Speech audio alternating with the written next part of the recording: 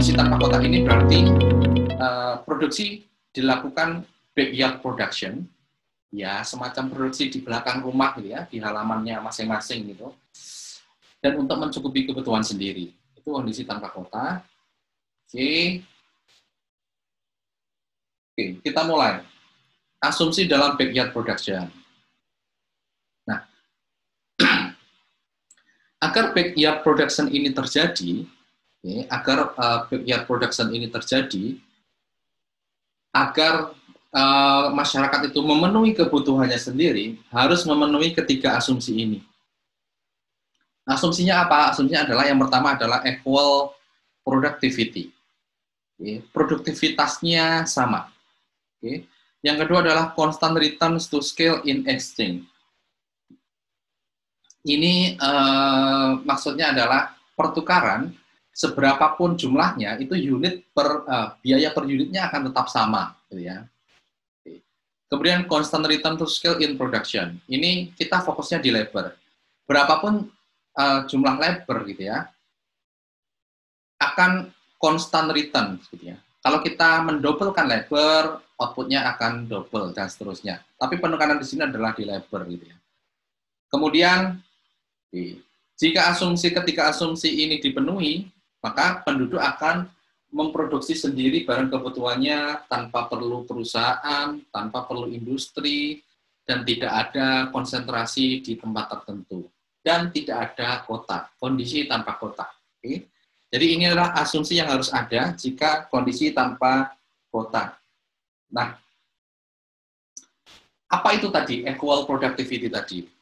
Equal productivity itu artinya adalah setiap tempat itu mempunyai produktivitas yang sama, kesuburan tanahnya sama. Dan setiap labor itu mempunyai produktivitas untuk memproduksi barang tertentu yang sama juga. Ya. Jadi baik labor maupun tanah itu sama produktivitasnya. Nah, konsekuensinya apa? Konsekuensinya adalah tidak ada spesialisasi. Kita kan sudah belajar ya, waktu di mikro terjadinya spesialisasi, karena memang produktivitasnya beda-beda. Ya. Ada orang atau wilayah tertentu yang mungkin dalam menghasilkan produk pertanian lebih produktif karena lebih subur. Ada tempat tertentu yang mungkin menghasilkan produk industri lebih baik, produk tekstil lebih baik karena produktivitas atau tenaga kerjanya lebih terampil dan seterusnya. Kemudian mereka akan melakukan spesialisasi ke suatu produk di mana mereka lebih kompetitif, gitu ya. Yang nanti kita akan sebut sebagai keunggulan komparatif dan sebagainya. Artinya mereka akan melakukan spesialisasi, tapi di asumsi backyard production semuanya sama sehingga tidak ada spesialisasi. Kita juga sudah belajar spesialisasi akan diikuti dengan perdagangan, ya. Spesialisasi mereka saling berdagang, mereka akan saling tukar menukar, akhirnya memperoleh gain. Kalau tidak ada spesialisasi maka tidak ada perdagangan. Itu asumsi equal productivity. Asumsi constant returns to scale in exchange, ini artinya bahwa, tadi saya sudah sampaikan, biaya unit pertukaran barang adalah tetap berapapun jumlahnya. Gitu ya. Kalian berdagang, gitu ya, berdagang berarti jual beli, gitu ya, ada proses delivery, ada proses pengangkutan, dan sebagainya. Saat berdagang 1 kilo, dengan berdagang 10 ton, gitu ya, misalnya, biaya per unitnya akan sama. Itulah asumsi constant returns to scale in exchange. Yang terakhir adalah constant return to scale in production. Artinya, jumlah barang yang dihasilkan setiap jam per pekerja itu adalah tetap. Ya. Kalau pekerjaan didobelkan, maka outputnya akan double juga. Nah, realitanya, oke, sekali lagi, jika ketiga asumsi ini ada, maka tidak akan ada kota. Akan terjadi backyard production. Produksi akan dilakukan di tempatnya masing-masing. Ya, itu adalah backyard production. Nah, realitanya ternyata ketiga asumsi ini itu tidak terjadi. Oke, kita tahulah ya, 1, 2, 3 tadi, secara realita ini tidak terjadi. Dan inilah yang menimbulkan terjadinya kota. Ya. Realitanya seperti apa? Realitanya adalah kesuburan tanah berbeda-beda, produktivitas orang juga akan berbeda-beda, sehingga akan terjadi spesialisasi dan akan terjadi perdagangan. Jadi asumsi equal productivity kita eliminasi, itu tidak terjadi. Oke, kemudian ternyata dengan peralatan, dengan sistem transportasi yang digunakan oleh trading firms ini adalah suatu perusahaan perdagangan gitu ya. Memang proses bisnisnya memang jual beli barang gitu ya. Biasanya ke luar daerah, luar pulau atau bahkan luar negeri. Nah, dengan adanya peralatan dan sistem transportasi ini ternyata biaya pertukaran itu akan semakin murah gitu ya. Dengan proses pengangkutannya lebih banyak, nanti kalau kita hitung biaya per unitnya, itu akan semakin murah. Jadi asumsi constant returns to scale in exchange kita eliminasi juga. Dalam keadaan real, ini tidak terjadi. Oke. Akibatnya apa? Akibatnya adalah asumsinya dilanggar, akan terjadi spesialisasi, akan terjadi perdagangan, dan muncul trading firm. Trading firms ini adalah suatu perusahaan perdagangan. Biasanya lokasinya di pelabuhan. Jadi akan ada perusahaan perdagangan, ada perusahaan trading firms, lokasinya di perusahaan. Oke. Sorry, saya ganggu tadi, saya ngomong apa jadi lupa. Oke, jadi gini. Oh ya, jadi asumsi tadi dilanggar, kemudian backyard production-nya dilanggar, terjadi spesialisasi, terjadi perdagangan, terjadi trading firms. Trading firms biasanya lokasinya di pelabuhan. Saat ada banyak trading firms, kemudian pekerjanya juga banyak, akan menarik penduduk untuk ke situ, melakukan aktivitas ekonomi tertentu di situ. Perusahaan lain juga mau ikut ke situ, akhirnya terjadi pemusatan di trading firms tadi. Akhirnya terjadi pemusatan di pelabuhan tadi, biasanya di pelabuhan. Walaupun tidak selalu pelabuhan ya, ada di dekat jalan utama atau dekat bandara dan sebagainya. Tapi biasanya pelabuhan yang paling besar, karena ekspor ke luar negeri gitu ya. Sekali lagi ada pemusatan di situ, maka akan timbullah kota. Kota ini kita sebut sebagai kota perdagangan atau trading cities. New York misalnya, trading cities. Dulu memang buat perdagangan internasional sejak zaman dulu gitu ya. Termasuk Jakarta, ya, Batavia, dulunya awalnya memang trading cities, gitu ya, melakukan perdagangan. Jadi letaknya biasanya di pelabuhan. Dan banyak kota-kota lain yang letaknya dekat di pelabuhan. Karena awalnya merupakan trading cities ini. Gitu ya. Oke, realitanya juga ternyata produksi yang tersentral di pabrik dengan menggunakan mesin itu akan menghasilkan biaya per produk yang lebih rendah. Oke, biaya produk yang lebih rendah sehingga terjadi economies of scale. Jadi masyarakat akan lebih menguntungkan jika mereka memusatkan kegiatan produksi itu di pabrik, bukan di rumahnya masing-masing. Di pabrik, ditambah dengan capital, barang modal tertentu, akan menyebabkan economies of scale. Biaya per unitnya akan menjadi lebih murah. Oke, jadi pabrik akan lebih menguntungkan. Saat pabrik ini muncul, pabrik-pabrik lain muncul, teraglomerasi, menarik aktivitas ekonomi, menarik para pekerja untuk mungkin di situ beraktivitas di situ, menjadi ramai, menjadi lebih padat, maka timbullah kota. Kota ini yang kita sebut sebagai factory cities. Gitu ya. Gambarannya seperti itu.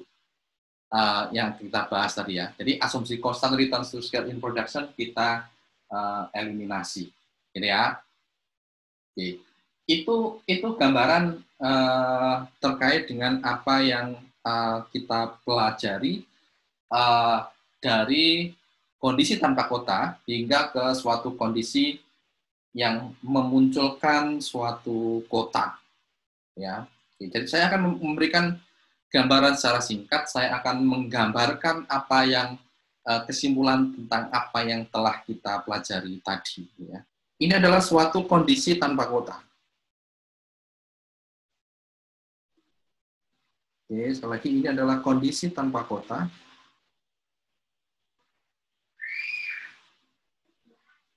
Di mana produksinya ini digunakan untuk mereka sendiri. Oke, dengan proses produksi yang tadi kita sebut sebagai backyard production, gitu ya. Mereka memproduksi di rumahnya masing-masing, di halamannya masing-masing. Sifatnya adalah self-sufficiency, untuk mencukupi kebutuhan mereka sendiri. Nah, agar ini terjadi, maka harus ada 3 syarat yang harus dipenuhi, gitu ya. Yang pertama, syaratnya adalah equal productivity.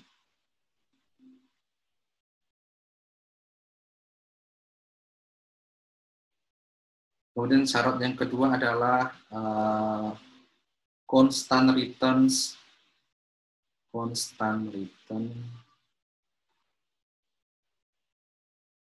to scale in exchange. Kemudian yang ketiga tadi asumsi kita adalah constant returns to scale in production.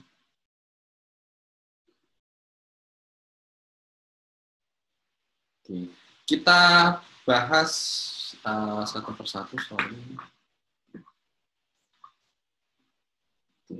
Terhadap asumsi ini ternyata dalam keadaan realita ini itu tidak terjadi, tidak ada.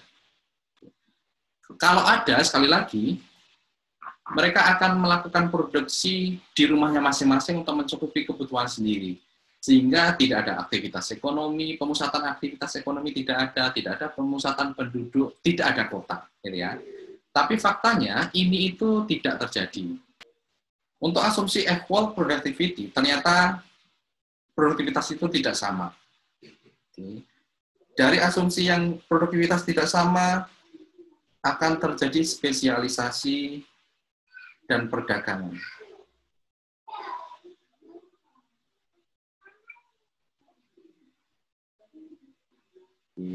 Kenapa spesialisasi dan perdagangan? Nanti setelah mereka melakukan spesialisasi dan perdagangan, mereka akan memperoleh gain from trade. Ini nanti akan kita pelajari, nanti kita akan bahas lebih detail. Dengan constant return to scale in exchange ini tidak terjadi, tetapi sebaliknya, semakin banyak barang yang di-delivery, semakin banyak barang yang dipertukarkan, maka unit cost per unitnya akan menjadi semakin kecil, sehingga akan muncul trading firms.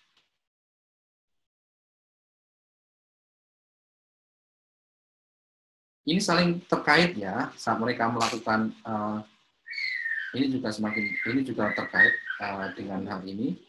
Saat mereka melakukan spesialisasi, saat mereka melakukan perdagangan, dan ternyata mendirikan perusahaan perdagangan itu lebih menguntungkan karena cost per unitnya kecil, sehingga trading firms ini akan tumbuh.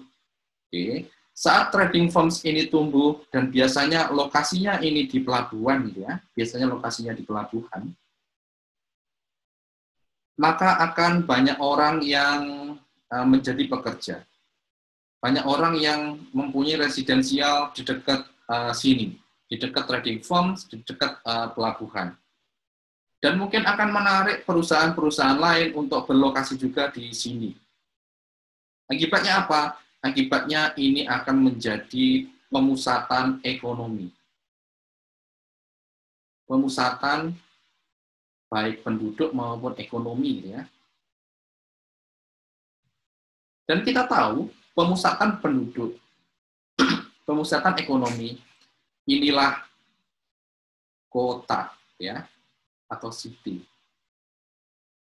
Yang kita sebut sebagai, dalam keadaan ini adalah kita sebut sebagai trading cities.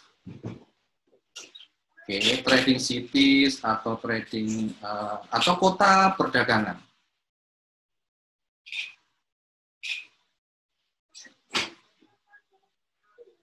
Oke, ini ya. Ini yang pertama kita. Jadi seperti itu. Oke. Kemudian Yang kedua, kita akan ke asumsi yang kedua, constant returns to scale in production. Ternyata ini juga tidak ada asumsi ini. Tetapi sebaliknya, dengan adanya perusahaan ditambah dengan adanya barang modal gitu ya, mesin atau capital gitu ya, capital atau mesin, ini akan menimbulkan economies of scale. Akan menimbulkan economies of scale. Oke. Sehingga alih-alih mereka memproduksi sendiri di rumahnya masing-masing, mereka akan lebih baik memusatkan produksi itu berada di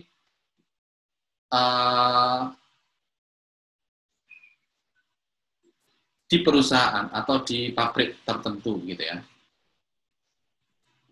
Saat perusahaan itu muncul, pabrik itu muncul, kemudian mereka melakukan aglomerasi, mereka berkumpul dalam suatu lokasi, ini akan sama, menyebabkan orang-orang itu juga akan tertarik untuk bekerja di situ, bertempat tinggal di situ. Perusahaan-perusahaan sekali lagi juga akan pabrik-pabrik akan berlaga di situ. Maka ini adalah terminologi dari kota juga, gitu ya, yang kita sebut sebagai factory city atau kota industri atau kota manufaktur, gitu ya. Ya, industri, kota industri atau manufaktur, gitu ya.